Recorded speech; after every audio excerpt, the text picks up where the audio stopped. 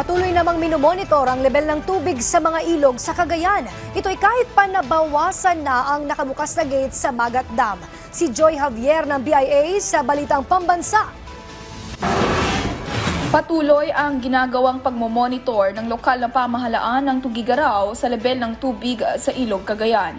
Bagamat nabawasan ang nakabukas na gate sa Magat Dam, mula sa 6 na gates kahapon bandang alas 5 kaninang umaga ay 4 na gate na lamang ang bukas, ngunit patuloy pa rin ang pagtaas ng level ng tubig sa Buntod Bridge na siyang mahigpit na minomonitor ng mga otoridad sa pangambang magdulot ito ng malawakang pagbaha sa nasabing lungsod.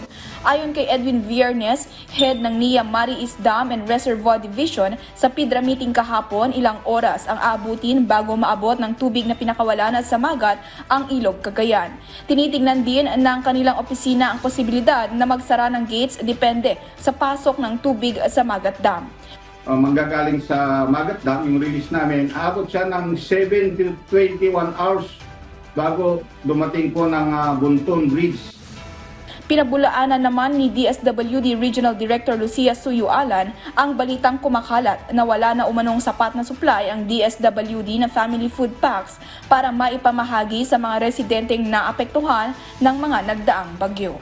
Lumalabas sa mga reports like wala na, ang totoo meron pa naman. That's why yun din yung pakikiusap natin sa mga LGU na ibigay na kaagad. Once na nandun sila sa evacuation center, ibigay na kaagad.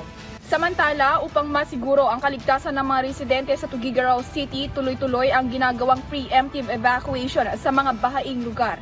Pinaalalahanan din ni Mayor Myla Tinque ang mga residente na lumikas na habang maaga pa.